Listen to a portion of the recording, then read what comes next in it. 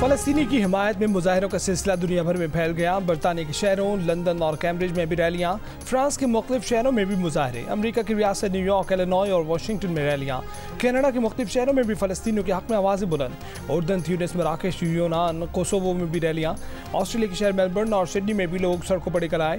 जनूबी अफ्रीका से अर्जेंटीना तक गजा के मजलूम अवाम के हक़ में नारे, फ़लस्तीनी की हिमायत में यहूदियों की भी रैलियाँ।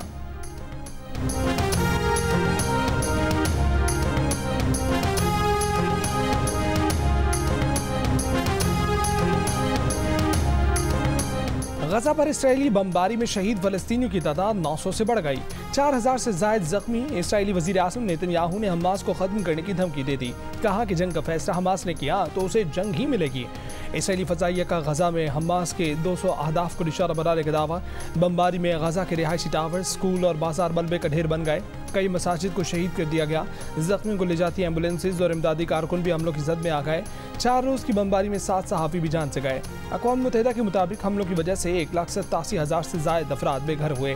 गजा की नाकाबंदी से सूरत हाल मजीद संगीन होने पर तिब्बी ऑपरेशन मुतासर होने लगा। डॉक्टर्स विदाउट बॉर्डर्स की सरबराह ने कहा है कि गजा में कोई महफूज नहीं है। तिब्बी सामान और टीमों की तब्दीली के लिए इंसानी राहदारी ज़रूरी है।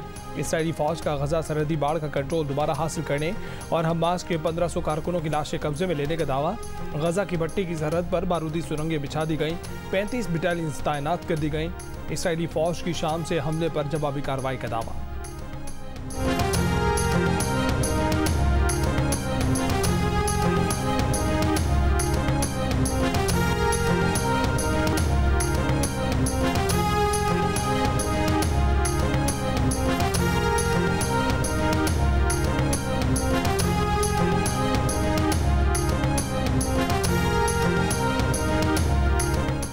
गजा पर हमलों के जवाब में हमास का इसराइली शहर अस्कलान पर रॉकेटों से हमला। अल-क़साम ब्रिगेड का तेल अवीव के बेन गुरियन एयरपोर्ट को भी मिसाइलों से निशाना बनाने का दावा। हलाक इसराइलियों की तादाद 1100 से तजावज़ कर गई। इसराइली फ़ौज की हिज़्बुल्लाह से झड़प में इसराइली फ़ौज की 300 ब्रिगेड की डिप्टी कमांडर की हलाकत की तस्दीक। यमन के हूसियों ने गजा को रेड लाइन करार दे दिया। हमास और अल-क़साम ब्रिगेड को मदद की पेशकश कर दी। अमरीका को भी वार्निंग दे दी कि गजा में मुदाखलत की सूरत में ड्रोन्स और मिसाइलों से जवाब दिया जाएगा। अमरीकी सदर जो बाइडेन ने कहा है कि इसराइल में 14 अमरीकी हलाक हुए हैं।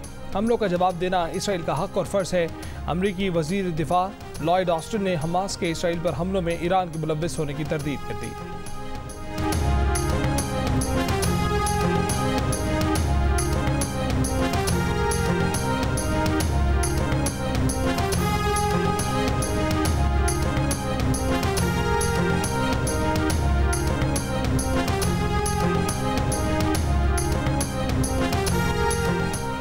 पाकिस्तान ने वर्ल्ड कप की तारीख का सबसे बड़ा हदफ हासिल कर लिया। श्रीलंका के खिलाफ ग्रीन शर्ट्स ने 345 रन बनाकर न सिर्फ 6 विकेट से फतह हासिल की बल्कि वर्ल्ड कप का नया रिकॉर्ड भी कायम कर दिया।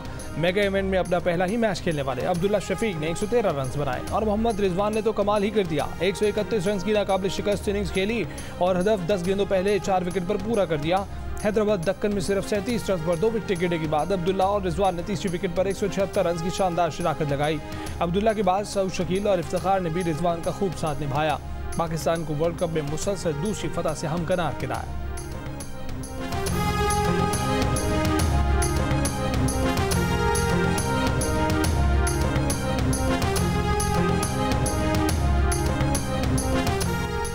वतन वापसी के लिए नवाज शरीफ का सफर आज शुरू होगा। सऊदी अरब पहुंचकर उम्रा अदा करेंगे, मदीना मुनव्वरा जाएंगे।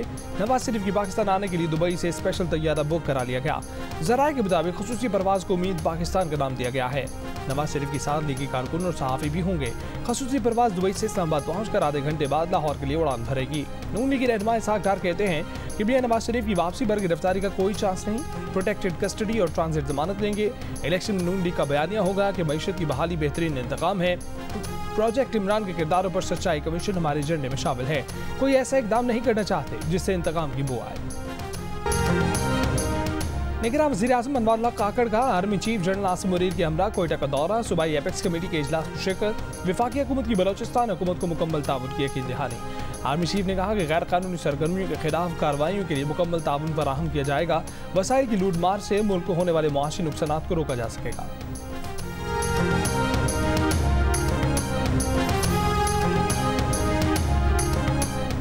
और वर्ल्ड कप में इंग्लैंड ने बांग्लादेश को 137 रन से हराकर न सिर्फ पहली कामयाबी हासिल की बल्कि अपना रन रेट कुछ बेहतर कर लिया। डेविड मिलान की 140 रन की जारहाना इनिंग्स की बदौलत इंग्लिश टीम ने 9 विकेट पर 364 रन बनाए। जवाब में बांग्लादेश की टीम 227 रन बनाकर आउट हुई।